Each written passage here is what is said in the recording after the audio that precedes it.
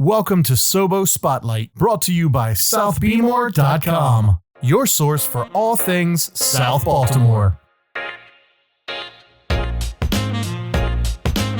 Well, hello everyone, and welcome to a special edition of SoBo Spotlight. Kevin is going to be talking with South Baltimore Gateway Partnership Executive Director Brad Rogers, and together they will be talking about the millions of dollars of casino local impact grants that Brad's organization manages.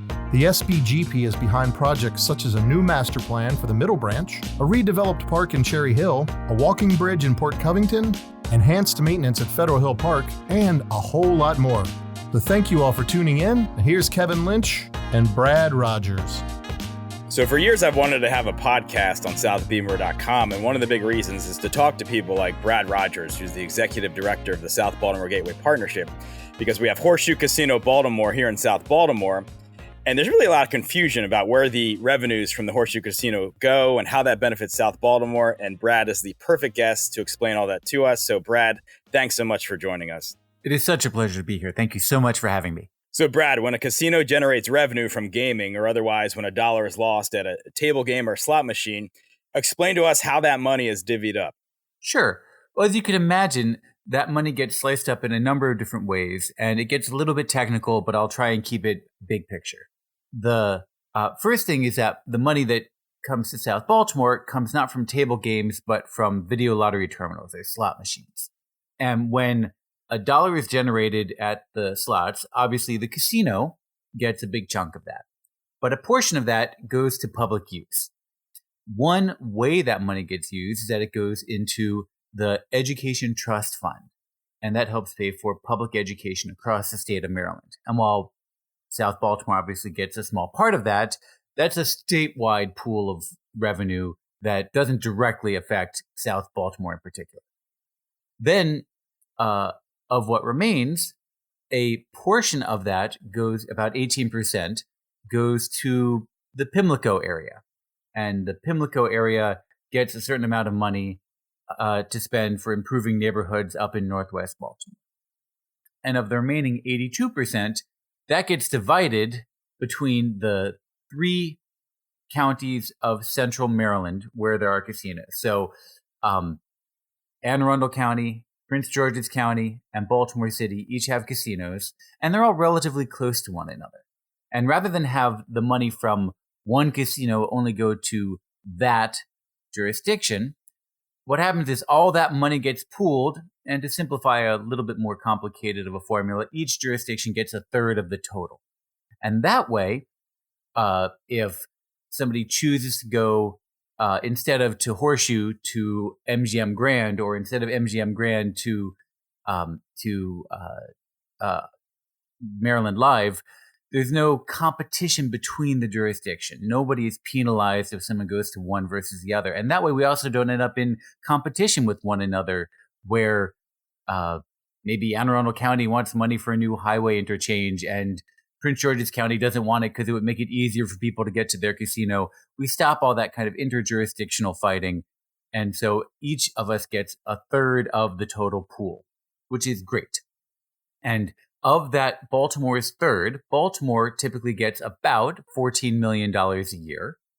And originally the way it worked is that all that money was spent through the mayor's office with the advice of a statutorily required board called the Local Development Council, or LDC. The LDC is chaired by Senator Ferguson of the 46th District, currently the Senate President, and he and a group of volunteer representatives from around the South Baltimore Gateway District have advised the mayor about how to spend those funds. The problem that the LDC faced is that the apparatus of city government is not always set up to quickly and dramatically and transformationally deploy resources quickly. And the gears of city government can turn really slowly. And so about 3 years ago, we decided that we would split that money in two. Half the money, about $7 million a year, would remain with the city of Baltimore, overseen by the LDC. But the other half would go outside of the typical machinery of city government into a new public agency, economic development authority called the South Baltimore Gateway Partnership. And so SBGP gets half of that money, and we're able to spend that money much more flexibly, much more quickly, and to make sure that our board of directors, which is almost entirely residents and business owners and nonprofit leaders from South Baltimore, have much more of a direct say in where the money goes, how the money is spent, where it's deployed, how we use it strategically. And now that money is really used between two sister organizations. The LDC has certain areas of expertise, things that they do really well. South Baltimore Gateway Partnership has certain areas where we work that we do very well. And we collaborate very closely all the time. That was a great summary, and you can certainly let us know a lot more about how those dollars are benefiting South Baltimore. So I know your organization, South Baltimore Gateway Partnership, really funds projects on about 3 different levels with the community grants, the transformational projects, and the enhanced services. So if you could explain those 3 different levels of grants you guys are doing a little bit more, that'd be great. Sure. So let me start off with our grants. About 20% of our money, or typically about $1 million a year, goes into grants to fund good work at the neighborhood level. And we fund everything from large projects that cost $100,000 all the way down to very small projects that cost $5,000 or less. And we think all of those are very important. The large ones, obviously, $100,000 will pay for a whole program. It will pay for a capital expense. It'll pay for a staff person. We're very proud of those large grants. But we're also very proud of the smaller grants because oftentimes grassroots, neighborhood-based organizations at the block or community level have never had the resources to really get large amounts of work done. And there's things that matter to them very much, which often don't get attended to. And we're very, very proud of being able to get money into the communities at that level. And often what we find is that a community organization that receives a grant for $2,000 in their first year might have a hard time spending it because they've never had that much money to work with before. But by the second year, they really know how to spend it. And by the third year, they're coming back to us for $5,000 or $10,000. We had one organization come back to us after a couple of years asking for $16,000 for a community garden. And so our hope is that through a combination of providing the resources that the communities need and the technical training and support to help them figure out how to deploy that money, that groups will find more and more elaborate and interesting things to do and go through a trajectory of positive change at the neighborhood level. So that's our grant program. And we give away, like I said, about $1 million a year in grants, although that got interrupted during COVID because the casinos closed down and we had a temporary interruption of our funding. But that's about 20% of where our money goes. About 30% of what we do is we're like a community benefits district, providing enhanced services above and beyond what the city of Baltimore can afford. And those typically go into parks and public spaces. We put a lot of money and a lot of time and energy into capital maintenance and programming in public spaces across South Baltimore.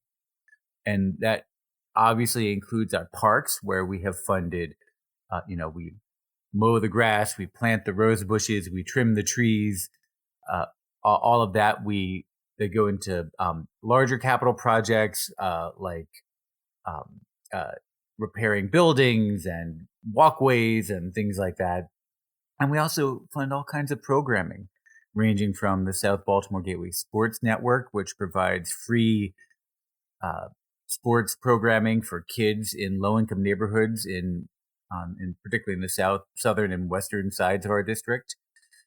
But also larger events like the 4th of July celebration on the Middle Branch, where we had 5,000 or 6,000 people turn out for the first year, and we're going to be building that up to a 20,000, 30,000 person event eventually. So we're very excited about all of that enhanced services programming, and that is done not by grant applications, but we actually have a long-term, we've done a needs assessment working with all the different communities to find out what enhancements we need to do, and then we've got a long-term plan that we're rolling out of making those improvements. I should point out, by the way, that when I say public space, I'm not just talking about parks. We're also very involved with our main streets. We are lucky to have two fantastic main streets, Pigtown Main Street on Washington and Federal Hill Main Street, obviously on Cross.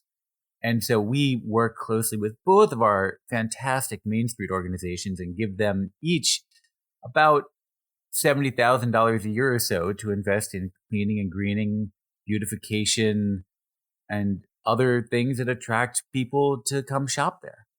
And that's in addition to any grants that they get. And it's in addition to the investment we've made recently in helping design with distancing to reopen our main streets in a COVID-safe way so that people can go be on Cross Street and order food and sit outside and have a great experience with safety. So those are our enhanced services.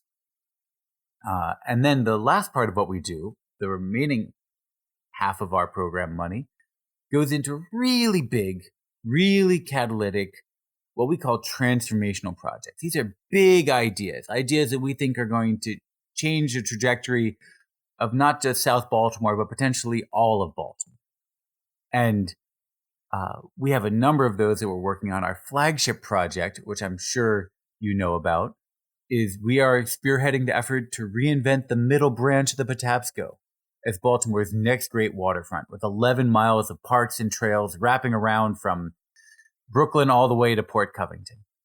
And that's a very exciting project where we have a lot of really, really exciting things happening. In fact, we just broke ground on the Middle Branch Fitness and Wellness Center in Cherry Hill, a $23 million regional recreation complex, which is going to be the nicest recreation campus in all of Baltimore, right on the banks of the Patapsco. And we also do other things, like we set aside $900,000 to support community development corporations in low-income, predominantly minority neighborhoods, to provide them with the operating support they need to professionalize their operations, to build their staff, and to begin really acquiring property and rehabbing vacant houses and getting land under site control so that they can control their own real estate destiny and move their neighborhoods forward in the direction that the community wants to see. And all of that's going to be happening in advance of any market pressures for gentrification. So we've got a whole suite of programs that we operate across the district, and some of them are done by grant. Some of them are done through hiring vendors to mow the grass or clean the streets or do whatever. And then part of it is through these really long-term transformational projects that we think are going to have a profound effect on what life is like a decade from now. How are you guys able to accomplish all this? Tell me a little bit about the staff you have and the volunteers you have to manage so much interest, so much funds, and really a lot of details. Sure. Well, first I have to mention our board of directors, who are truly incredible. We have a board of 21 people, and the vast, vast, vast majority of them are all residents of South Baltimore, whether they're from the peninsula in Riverside or Federal Hill. They could be from Otterbein or Sharp Leadenhall. They could be from Pigtown, Barry Circle, or heading south through Lakeland, Westport, Cherry Hill.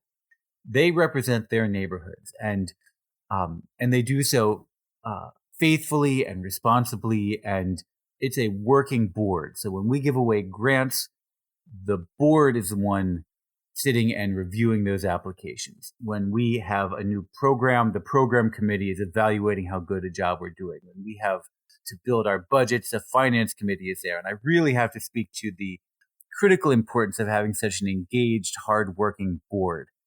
They keep us on the right path. They keep us honest. They keep us looking at what is the most strategic and valuable way to spend this money.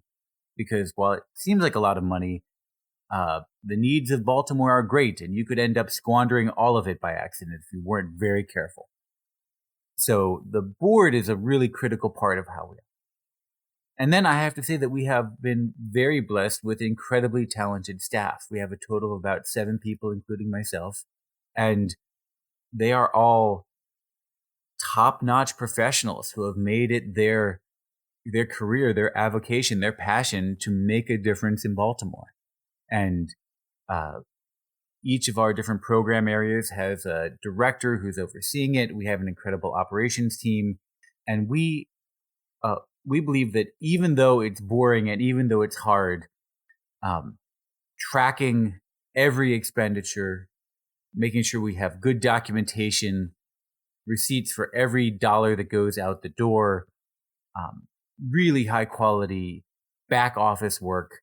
That's the boring, hard, nitty gritty stuff that keeps an organization running, keeps you out of trouble, keeps you making sure that there's no waste, no fraud, no abuse, none of the things that haunt us as a city, and keep the money going where it belongs, which is to the neighborhoods. So we're really lucky to have such a top-notch grade A team working with us. Circling back to the redevelopment of Reed Bird Park, there were two groundbreakings in recent weeks. One for BGE Field presented by Kelly, which is a partnership with the Cal Ripken Senior Foundation to put a turf field there at Reed Bird Park. That'll be right along Hanover Street there. This will have lights. This will have some seating. It'll be really a first-class place to play all different kinds of sports. And then there was the groundbreaking for the Middle Branch Fitness and Wellness Center. This is almost like a big YMCA that'll have basketball courts and places to work out, places to have community meetings, and places to have some business ideas and all kinds of things like that. So tell us a little bit more about this transformation of Reed Bird Park and what we're going to see there and what some of the timing is. Yeah, this is a really big story, and I'm glad you asked about it. So more than a decade ago, the people of Cherry Hill were promised a new rec center. And they were promised, and they were promised, and they were promised. But the years dragged on, and nothing really happened. The city would scrape together some money, but the scope would increase, so they'd have to scrape together some more money, and the scope would increase. And over time, the whole promise would have been lost if the people of Cherry Hill hadn't been diligent in saying, no, we've been promised, we've been promised, we've been promised. And when the partnership started, the plan was to take a surplus school site in Cherry Hill right next to the brand new Cherry Hill Elementary Middle School, demolish it, and build a rec center there. But it was going to be a hugely expensive rec center because that site is a steep hill. And because of the grade and the dimensions, you couldn't get a full regulation-sized pool, and everything would be very cramped, and you'd be going up and down the stairs or elevators all the time. And it was a lot of money for not a lot of payout. And at the same time, the Baltimore City Department of Recreation and Parks got a new director, Director Moore. And he came in and he looked at it and he said, boy, is this really the best we can do with all of this money we've been putting together for more than a decade? And so he had the idea, and we rapidly agreed with him, that this shouldn't be just a very expensive neighborhood-only internal recreation center. This should be a much bigger, much grander regional recreation complex on the banks of the Patapsco and part of the Middle Branch restoration, and something that was visible from Hanover and Poteet Streets, something where you could catch a bus to it easily, something where multiple neighborhoods would have access to it, and where we could do something world-class that was really worthy of the proud historic neighborhood where it was being located. And after talking it through with the community, they agreed. And so the whole project got moved to the much wider, much broader, much flatter waterfront campus of Reed Bird Park. And the idea was always to have a state-of-the-art, world-class fitness center with indoor and outdoor pools and indoor and outdoor basketball courts and a weight room and an indoor running trail, all of these great things surrounded by multiple different fields. And as that decision was getting made, I had a conversation with Ripken Foundation. I said, look, you do great things. We've got this whole agenda for recreation in South Baltimore. We should build a partnership, you, me, and the Parks Department. And so the three of us put our heads together and we agreed that we would work together collaboratively to start building fields with the goal of eventually building 3 across South Baltimore. And it was very clear from the beginning that the first field should be right there in Reed Bird Park. And so of the, I think it's 4 multi-purpose fields going in right now, for the Fitness and Wellness Center. One of them is going to be a beautiful turf field done in partnership with the Ripken Foundation. And we're really excited about that. And I think that not only will this be a tremendous resource for the people of Cherry Hill and the broader South Baltimore community, but I think you're going to end up having major tournaments happening from, regional tournaments taking place here, and people coming in from the surrounding counties or surrounding states to come in and play sports tournaments here in South Baltimore. It's going to be fantastic. And like you said, we've broken ground. So it's not a theoretical project. It is underway. Very cool. I know you love working with the community members of South Baltimore, but that's also got to be pretty cool partnering with Cal Ripken on a project. Yeah, I was lucky enough to be on a Zoom call with Cal on it, and my three boys here in the house have never respected me more than the moment I was on a Zoom call with Cal Ripken. Very cool. I've only been on one Zoom call in my life, and Cal Ripken was on it. So I gotta keep that level high, I guess, for the next one. Cal's obviously totally quite the celebrity around Maryland. So I guess it's only not as famous from there on, but very cool to see Cal Ripken taking such an interest in South Baltimore. I know his group has been involved in other South Baltimore projects, and then. You look at this park, obviously it'll be a great asset, as you said, for South Baltimore and for the local communities and really the whole city, but also it's right on a highway essentially. So really a great visual for people as they're coming into the city from Anne Arundel County. They see this world-class park. And as somebody said at the groundbreaking, that'll make people think, now that's a place to visit. That's a place you might want to live. That's pretty cool right there. So yeah, it's certainly a project that will get a lot of eyeballs looking at it as they're driving up that busy street. Yeah, and I really see it as, like I was just saying, the fulfillment of a long-term promise to Cherry Hill, but also the start of a new promise. This is the first major project for the transformation of the Middle Branch, and a $23 million down payment on an 11-mile vision is a really good start. And I hope it gives people the confidence that that vision of the Middle Branch as Baltimore's next great waterfront is not just a pipe dream. It is something that we are really making happen. Are we looking at about a year and a half before this new envisioned Reedbird Park becomes a reality? Yeah, I would expect about a year and a half. There was some joking at the Senator Ferguson kept jokingly shortening the time frame at the groundbreaking just to make fun. But I think realistically, 18 months is a good expectation of about when we'll be done. So obviously, we just talked about the redevelopment of Reedbird Park, which is a big part of the Middle Branch waterfront master plan. So let's talk a little bit more about that master plan. You mentioned the 11 miles of waterfront. That's in neighborhoods like Stadium area, Westport, Port Covington, Cherry Hill, and Brooklyn. So that master plan, where does it stand right now? What's the current process of what's going on to make this new vision for this South Baltimore waterfront move forward and get some ideas and get some projects going? Sure. So the master plan process had begun back in the summer. We had a little bit of an interruption, as you may have heard, when the lead design firm ended up having to leave the project unexpectedly. But that hasn't held us up at all. And we're now in the process of bringing in a new firm to replace them. As you may recall, there was a huge process with lots of public engagement and public participation to pick a design firm. And ultimately, of 3 finalists, one was selected. But we're now in conversation with the second place finalist to take over and continue that work. And that second place finisher is James Corner Field Operations, who, if you're not familiar with field operations, they designed the High Line. So we're in very good hands. And we're in conversation with them now with the goal of having them on board at the beginning of the new calendar year. And in the meantime, we are completing the first part of the work, which is kind of a pre-plan. We had been about 3 to 5 weeks into developing the project brief when West 8 ended up leaving the team. And the project brief is kind of a roadmap for how we're going to do the master plan. What is included, what is not included, what our priorities are. It lays out our core values and metrics and strategies and goals for what we want to be in the master plan. And we didn't want to delay that work, especially because we were already about halfway done. So we're going to be continuing that starting probably the middle of October and using the team that we already have in place and finishing out that work.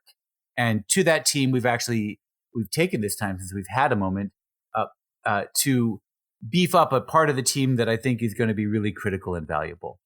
We've always seen from the very beginning the Middle Branch project as an environmental justice project, reconnecting neighborhoods in South Baltimore, particularly low-income communities and communities of color with their waterfront, and giving them access to the same resources and opportunities for recreation and economic development and beauty and quality of life that other more affluent neighborhoods have had. And now we're taking this opportunity, since there's been this pause, to bring in world-class experts, national experts in the fields of environmental justice, justice, equity, diversity, inclusion in planning projects, and adding them to the team. So I think we're actually going to have an even better product than we might have had if we hadn't had this temporary hold.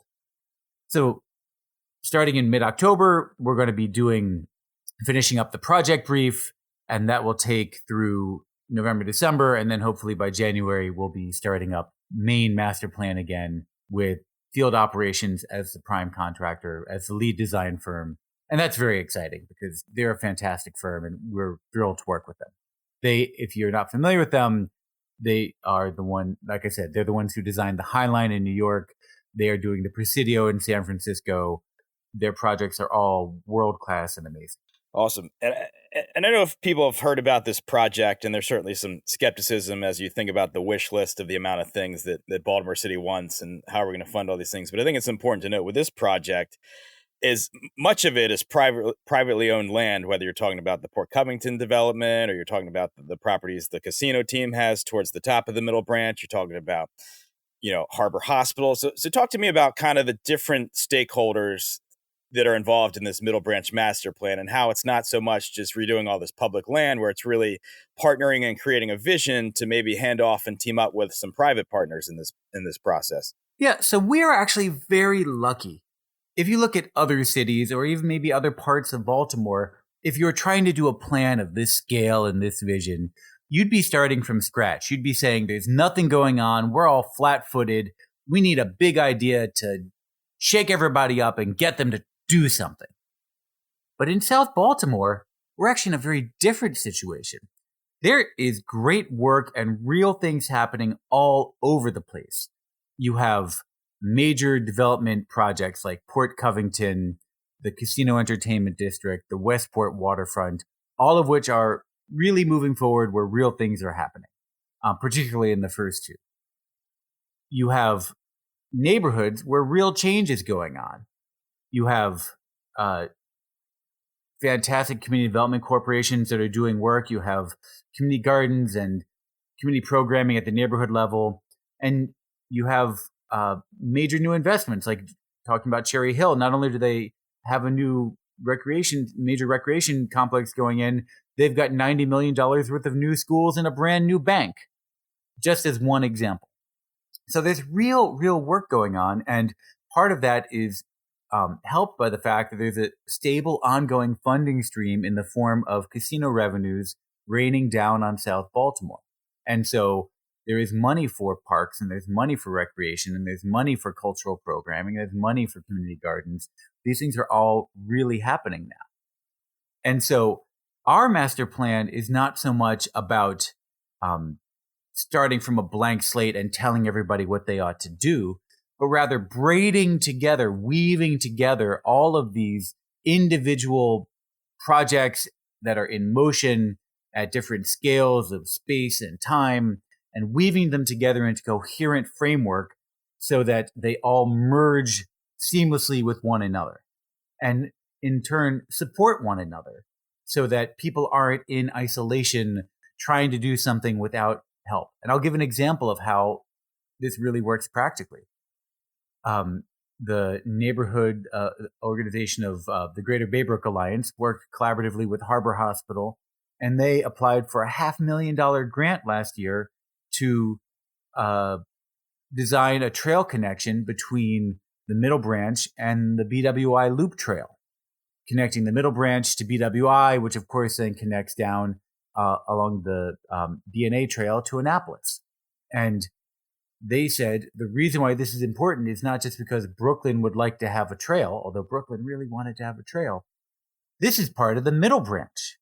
And the matching funds are the middle branch. And Anne Arundel County got excited because Anne Arundel County could partner with them and be connected to the middle branch. And suddenly, instead of it being an isolated neighborhood struggling desperately to get the attention of a grant maker with a limited pot of funds, suddenly they had all of these big partners writing letters of support, enthusiastically getting behind their project, and they want $500,000 to design that trail. And so that's the kind of virtuous cycle that I think we're building here through that process. The trail doesn't have to be my project, it's our project together. How cool would that be to be able to take a bicycle from South Baltimore to Sandy Point or to downtown Annapolis or to BWI? Very cool. I remember growing up, kind of the big destination on the B&A trail was to be able to go to the Marley Station Mall, which actually just got sold at foreclosure. Maybe that becomes a new asset in the future, but very exciting to think that this path that's a big part of Anne Arundel County and Baltimore City can just keep evolving, where it's, obviously a big part of fitness, but also, people commuting as well. So it's a very cool project there. A big part of this, whether we're talking about cars or cycling or just using your feet, Hanover Street Bridge is a project that a lot of people are also called the Vietnam Veterans Memorial Bridge, a project that obviously has huge interest in South Baltimore and even Anne Arundel County. A bridge that's obviously in need of some kind of replacement or major repair. And I know an interesting aspect of the master plan is the thought of maybe turning that existing bridge into a park and then replacing that either with a bridge that takes a completely different route or maybe the same route. So tell me a little bit about that vision for the Vietnam Veterans Memorial Bridge. So the Hanover Street Bridge is a really important part of this whole conversation. It is a signature architectural feature of South Baltimore. That vista looking over the bridge as the sun rises in the east is sorry, my wife just walked into the room. I have to start again. The Hanover Street Bridge is a really important part of this whole conversation. It's a signature architectural feature of South Baltimore. And that vista of that beautiful historic bridge over top of the water is a striking architectural moment for the city of Baltimore. But it's also more than 100 years old and well past its engineered design life. And so the problem we face is that it will literally cost tens and tens and tens of millions of dollars to repair. We don't even know the exact cost because we haven't completed yet the engineering studies to know exactly how much work it will take, but it will take a lot of work. And to their credit, the Department of Transportation has gone to Annapolis year after year after year saying, hey, does anybody want to help pay for this? Does anybody want to help pay for this? Could somebody please help pay for this? But Annapolis is full of really worthy and deserving projects that need a lot of capital dollars. And so far, the city of Baltimore has not succeeded in getting help figuring out how to solve this problem. And we have to solve that problem because eventually we're going to reach the point where trucks or maybe even cars won't be allowed to cross on the bridge. It's just a matter of engineering. And from my perspective, the way we address this is by not dealing with it in isolation, but looking at it in the context of the broader opportunity for the middle branch. It's not just a transportation question. It's not just an engineering question. It's a bigger planning question about what we want the middle branch to be a decade from now. And my feeling is that we're only going to solve that problem if we really look at it apples to apples. What is the investment worth given where we're trying to go with the whole middle branch? And I think it's worth looking into the question of whether if you combine the recreational value and the economic development value and the transportation value all together, it's really worth looking at that question of a second bridge, which might be contemporary and beautiful, designed for vehicular traffic, and taking this beautiful historic bridge and making it into an experience for people on foot or on bikes or on scooters, going back and forth with trees and bushes and waterfront overlooks. The net benefit to Baltimore could well make that decision worth it. And so we have a great partnership now with the Baltimore City Department of Transportation, agreeing that whatever we all decide to do, it's going to be one strategy, one team, one set of studies, one coalition of people to put together the funding strategy. Well, that's certainly a wild idea for people to process, and I know they've seen some renderings of that, but certainly that would be certainly something to follow in the coming years. And something I've been talking about just personally for 10 years is this cool opportunity to create this kind of pedestrian cycling loop around the middle branch. And obviously there's some missing pieces there where you would need a way to get from, Swan Park, Port Covington, essentially over to Westport. And the way to do that would be the existing Springs Garden swing bridge, which was once a rail bridge. The Port Covington team, and I know you've gotten involved in that. There's a lot of interest in turning that into a pedestrian bridge. So tell me a little bit about that project. I know that's moving forward a bit. So tell us where we're at with that. Sure. So first of all, I should say that east-west connection between Westport, a place where lots of people need jobs, and Port Covington, a place where we hope to be creating lots of jobs over the next 20 years, is a really critical part of all of this. It's also tied to the larger goal of having Baltimore as a city that is interconnected for people who don't have access to or don't want to be forced to use their car, because it's all part of the Baltimore Greenway Trails network, a giant loop that would connect all the different parts of the city together, including South Baltimore. And it's also tied to bigger questions of what happens to the Hanover Street Bridge, because that's another important crossing for people who don't have or don't want to be forced to use a car.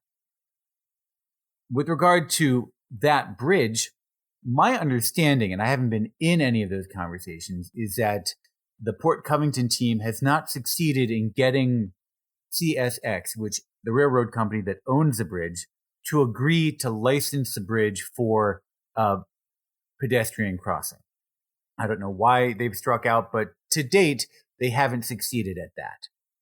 But we don't want to be limited by what a railroad company wants to do. We want to have that connection in place for people that need to get back and forth.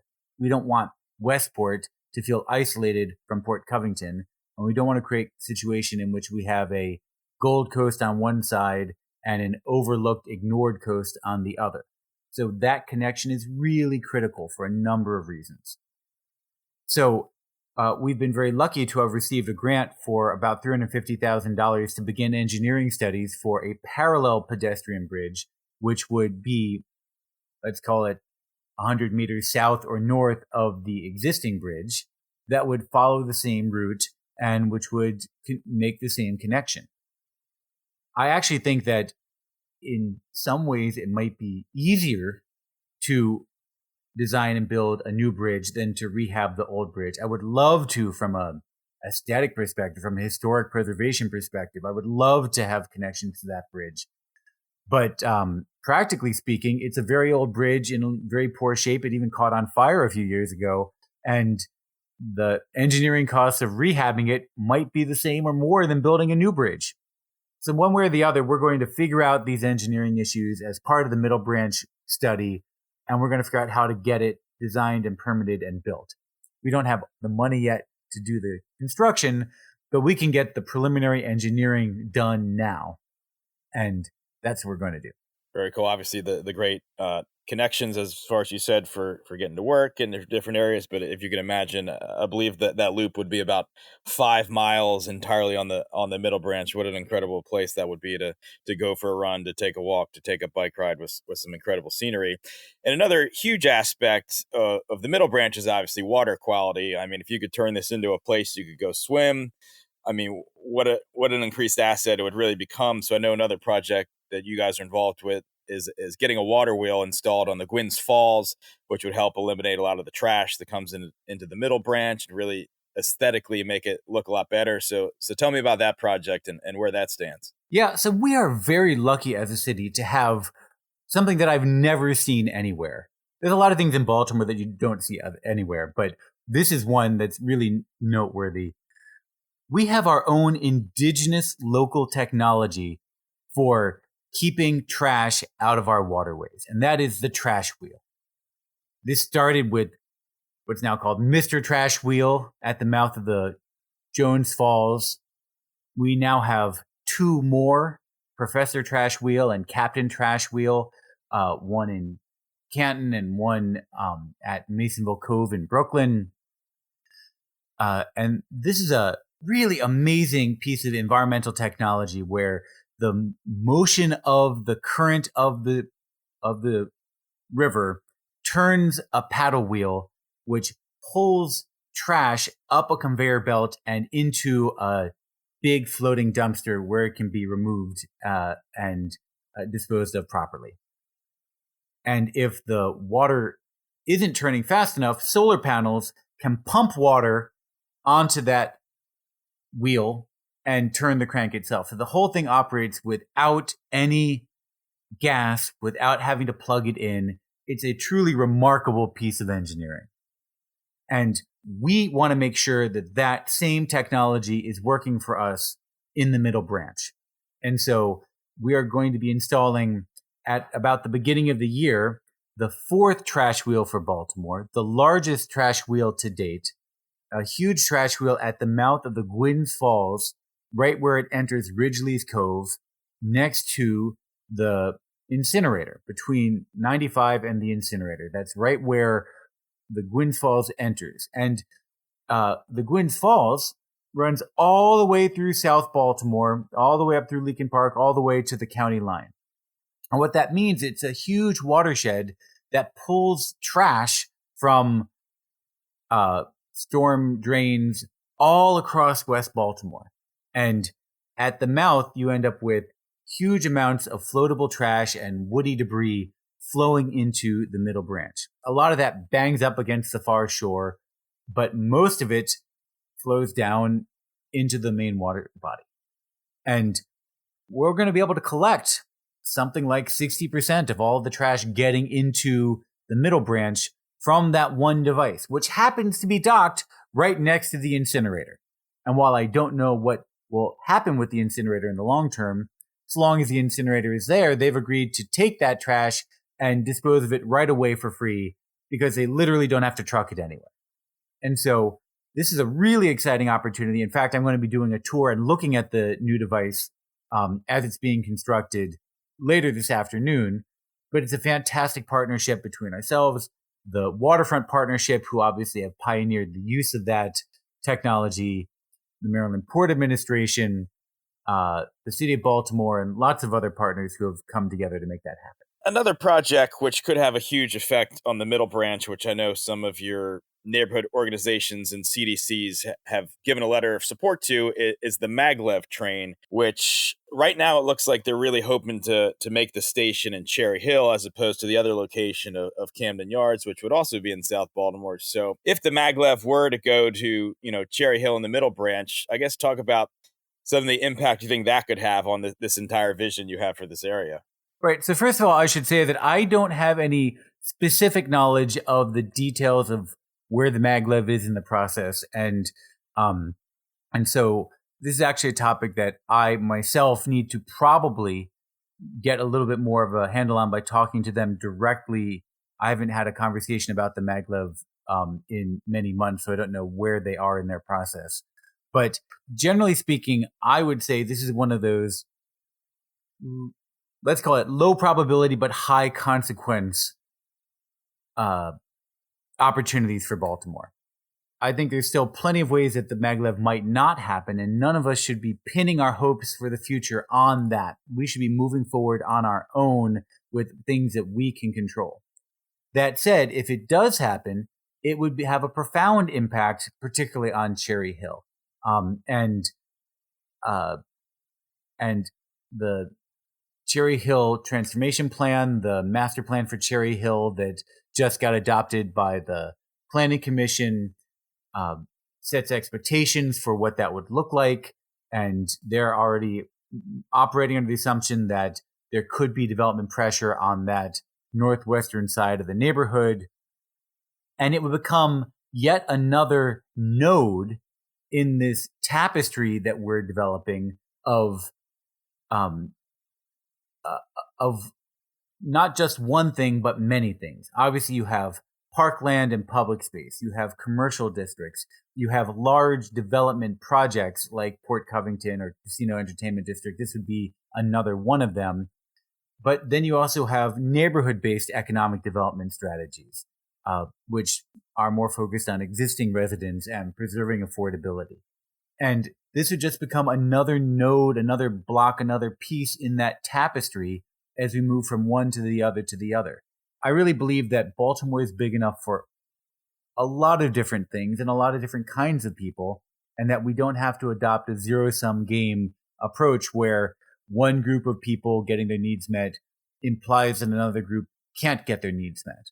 I think there's space enough in our neighborhoods for all of this to happen, and the Cherry Hill transformation plan is a really great step forward in planning ahead for what it would look like for Cherry Hill to be and feel like and remain Cherry Hill, even amid changes that are going on. And I know another park that has a master plan is Solo Gibbs Park there in Sharp-Leadenhall, and I know you guys have been involved in that process, and potentially there will be more grants given out by your organization to see that go further. So talk about what's going on at Solo Gibbs and how you guys might be involved in the future of that park. So I really believe in Solo Gibbs as a park. First of all, I love Sharp-Leadenhall as a neighborhood, and I think it's really critical that the proud, long-standing history of African-American communities in South Baltimore not get overwritten by new development, not get overlooked, ignored, displaced. And I think that public space is not just a critically important asset for the community, but also a really critically important place where multiple different types of people with multiple different types of backgrounds could come together and share a common experience. So we see all that as really important. The implementation of the master plan is a little bit complicated because the master plan didn't include a financing strategy for exactly how all the different pieces were going to get paid for. And so what we've been trying to do working with the Parks Department is figure out what are the opportunities to do in a phased approach, part A and then part B and then part C and then part D, building our way up to larger and more dramatic interventions. Right now, we've got a concept together for how we might be able to fund string of first improvements to some basketball courts and maybe the tennis courts, and have brought a proposal to the community to ask them what they think. Is that a good way of moving forward? And we're waiting to hear back from them. But if the community representatives are excited to move forward, then we'll put together that project and try and get it implemented in the coming calendar year. And so that would be the first chunk of that work to get accomplished. But we don't want to move forward with it without the community approval, because they could tell us, no, it's far more important to work on enhancing the trail or some other part of the plan. And so we don't want to do it without their permission. Obviously, casinos have been hit hard, like many industries, during this COVID-19 pandemic, and I'm sure casino revenues will be down significantly. What's your guys' outlook for maybe, I guess, the next year, as far as potentially, are you guys going to have to, I guess, lower the amount of grants you can give out, or how do you guys foresee the next maybe year to year and a half with getting through this current pandemic and lower casino revenues? So what I would say is that we, like many people across the city, across the country, across the world, are very aware that we're in a fluid situation where lots of things outside of any one person's control are in effect and could change dynamics in a heartbeat at any point in the future. And so our approach is to be flexible, to be cautious, and to be ready to change at a moment's notice if the need arises. We are focusing right now on the current fiscal year and trying to figure out, even though we've got a budget for this year, how cautious should we be and how much money should we commit to spending in the first chunk of the year, and then keep reevaluating as we move through the year, either opening up the floodgates or tightening them up again, depending upon what happens. We're very lucky that the casinos have reopened, and as they've reopened, the rates of revenue being generated are surprisingly good, but we don't have any idea what will happen with COVID, and we don't know what will happen if they'll need to be shut down again. We also don't know if, as Annapolis goes through its own budget crisis, whether there will be pressures to capture or redirect any of the funds from South Baltimore temporarily to plug another budget hole somewhere.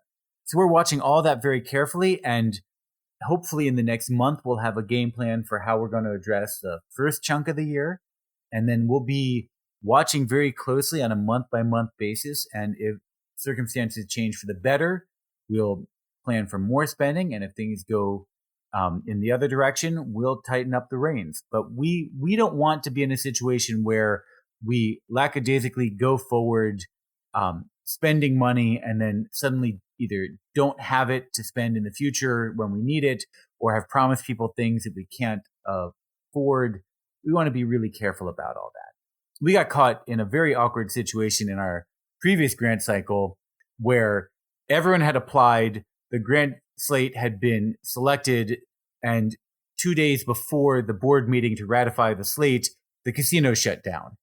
And we don't want to put anybody in that position again. So we're going to be very careful. The South Baltimore Gateway Partnership is involved in so many things in South Baltimore, and we could talk for hours. It's really incredible, the scope of things you guys are involved with and the things you guys are assisting on. I certainly recommend going to southbeamer.com to see some of the projects we covered, like the improvements to Riverside Park Pool, some of the outdoor concerts, and all kinds of things you guys have already done. And obviously go to South Baltimore Gateway Partnerships website. You can see all the different grants they've awarded. You can see some of the different projects they've highlighted. There's obviously so much they're doing, and what an incredible scope of work. And we could talk to Brad forever, but we don't want to take up too much of his time. So just one final question, Brad. Obviously, there's so much going on in South Baltimore. You obviously have neighborhoods on the peninsula that are booming, but obviously still have needs. You have neighborhoods like Pigtown, which are seeing a little bit of a renaissance. You have neighborhoods like Cherry Hill that are working on some plans to transform their community.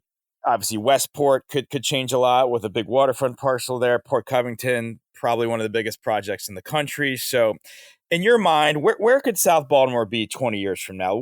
Is this have the potential to be one of the great urban sections in America? Where do you see South Baltimore's potential in the next 20 years? Yeah, I see South Baltimore as the heart of a great American city, where we have taken advantage of our real assets, our real opportunities, our real strengths, and where there is space for everyone to flourish. I think that the large projects that you were talking about are going to move forward because the fundamentals are real. There is real value in being on a beautiful waterfront. There is real value in being part of an authentic, genuine American city. There's real value in being off the 95, in being part of the 95 corridor. So I think those big projects are really going to happen. I think also that the work at the neighborhood scale is critically important and is going to continue to move forward. And as neighborhoods become better able to chart their own path, shape their own destiny, control their own real estate, drive their own economies, shape their brands, build their quality of life, I think all of our neighborhoods are going to increasingly become strong, stable neighborhoods that can stand on their own feet and not just feel proud as they already do, but be accomplished in driving the change that they want to see. And I think that means that we will continue to have communities of color. We will continue to have affordability, but we will also have lots of new opportunity, new jobs and new owner occupants and new places to shop and eat. And I think we're going to have all of that built on the strength of quality of life. One of the things that I find a little bit disappointing about Baltimore is that we've never pursued a quality of life first strategy. We've focused on other critical issues like crime or education. But I think in South Baltimore, we have the opportunity to start from quality of life and build an approach that benefits and strengthens the existing communities that are there, and that creates a compelling argument for why people should choose to live in our neighborhoods, because the quality is there and the opportunity is there. So I just see nothing but upside for South Baltimore over the next 25 years. And frankly, I think we'll be seeing a lot of that happening in far less than 25 years. So often I get asked with some of the issues Baltimore City has going on, why do you continue to live there? And I just simply say my day-to-day life in South Baltimore is awesome. The quality of life is amazing with all the different things we have. There's no other place I'd want to live. And obviously it's exciting to hear about so many other quality of life additions that'll come to this area that I know a lot of people are excited about. And honestly, I get asked the question so often, is there anybody more plugged into what's going on in South Baltimore than I am? I think it's clear that Brad Rogers is as up to date on everything going on in South Baltimore as anybody. What an incredible resource of information you are for what's going on in South Baltimore. And obviously your organization is involved in so much. So thanks for some of your time. We'll have to bring you on again because you guys are involved in so many things going on in South Baltimore. So thanks so much for joining us. That was incredible. Kevin, it is such a pleasure. I just have to say, your website and now podcast are such an incredibly important resource. I use them all the time to keep track of what's happening in the area. I'm just grateful that you do what you do. SoBo Spotlight, brought to you by SouthBaltimore.com, your source for all things South Baltimore.